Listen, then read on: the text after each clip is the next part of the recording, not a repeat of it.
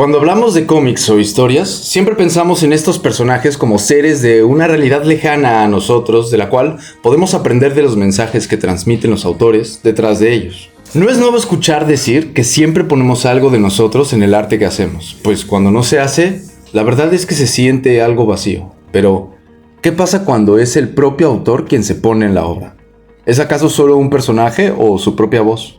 Tal vez un poco de ambos. En un video pasado tocamos la muerte del autor cuando éste aún está en vida. Este aspecto se vuelve aún más interesante tras el caso de Neil Gaiman, pues es un autor que, tras encontrarse culpable de lo que fue acusado, el volver a consumir su obra se vuelve algo confuso, puesto que no sabemos cuáles eran solo sus ideales o quizás sus aspiraciones a la hora de crear esto. Cuando un autor se proyecta directamente en su obra, crea un vínculo interesante entre la ficción y su vida personal.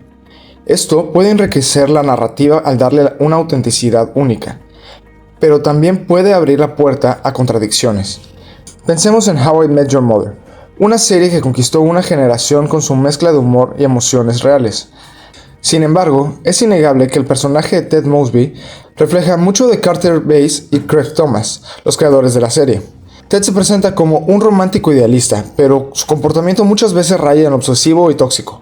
Al final, ¿es el mensaje de la serie sobre el amor verdadero o sobre el autoengaño disfrazado de romanticismo? Aquí es donde los creadores se proyectan demasiado, y el mensaje se diluye o incluso se contradice. Y no lo decimos nosotros, tras algunas entrevistas que les hicieron posteriormente pudimos notarlo.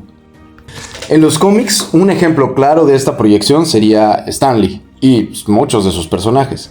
Lee tenía esta habilidad de infundir sus ideales en héroes como Spider-Man, haciendo que el lema "un gran poder conlleva una gran responsabilidad" trascendiera generaciones. Hasta aquí todo parece positivo, pero luego están las acusaciones en contra de Lee en sus últimos años de vida, que ensombrecen su legado. No puede evitar sonar un poco como a Jonas Jameson. ¿Podemos separar al hombre de sus ideales? ¿El mensaje sigue siendo válido o se corrompe junto con la figura pública? Y luego tenemos casos como el de Frank Miller, cuya influencia en el cómic es innegable. Obras como The Dark Knight Returns y Sin City nos muestran un autor que no teme explorar temas oscuros y ambiguos. Pero también es alguien que proyecta su visión del mundo, a veces cínica, a veces profundamente problemática.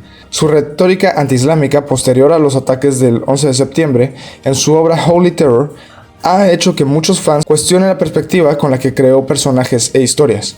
¿Hasta qué punto estas obras reflejan sus creencias o simplemente intentan encajar en un tono narrativo más sombrío? El cine también está lleno de ejemplos donde la presencia del autor se vuelve un arma de doble filo.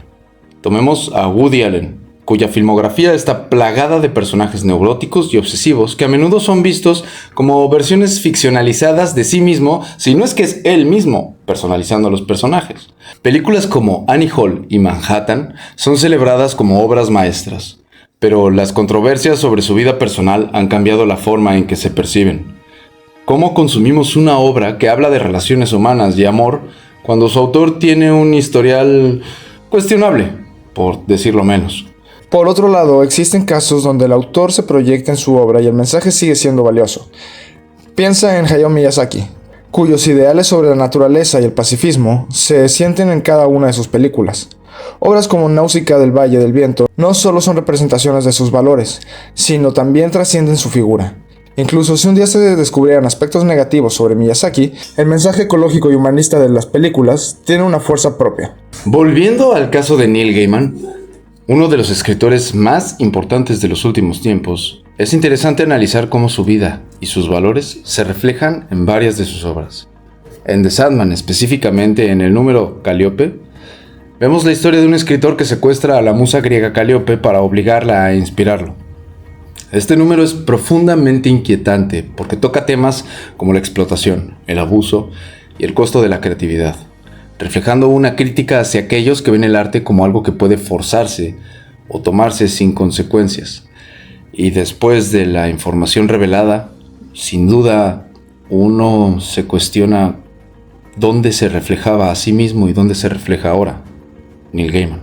Lo impactante de esta historia es cómo nos hace preguntarnos si el autor, al escribirla, proyecta sus propias reflexiones sobre los límites éticos en el proceso creativo. ¿Hasta qué punto esta historia es un ejercicio de autocrítica o una observación externa? Y esto se complica aún más si consideramos los casos donde los autores enfrentan acusaciones que los alinean con los mismos comportamientos que condenan en su trabajo. ¿Se convierte la obra en una advertencia, en una confesión o simplemente en una ironía involuntaria? Así que volviendo a la pregunta inicial, ¿qué pasa cuando el autor se pone en su obra? Al final depende de cómo se haga. Si la voz del autor enriquece la narrativa y conecta con el público, puede dar lugar a mensajes poderosos. Pero cuando su vida personal contradice esos ideales, o peor aún, cuando la obra misma está impregnada de toxicidad, se vuelve difícil ignorar a esa contradicción. En cualquier caso, nuestra percepción de las historias siempre estará ligada a cómo percibimos a quienes las crean. Por eso, la idea de separar al autor de su obra es una batalla constante. Y quizá no sea una batalla que debamos ganar, sino una que debemos aprender a navegar, cuestionando tanto el mensaje como su mensajero. Gracias por ver con nosotros este video. ¿No estás al corriente con nuestros cómics? Sigue los links en la descripción del canal para que los puedas leer todos. Al igual que este contenido, es totalmente gratis. Si lo compartes en tus redes sociales, serías un héroe para nosotros. Y síguete divirtiendo solo por Castle Comics.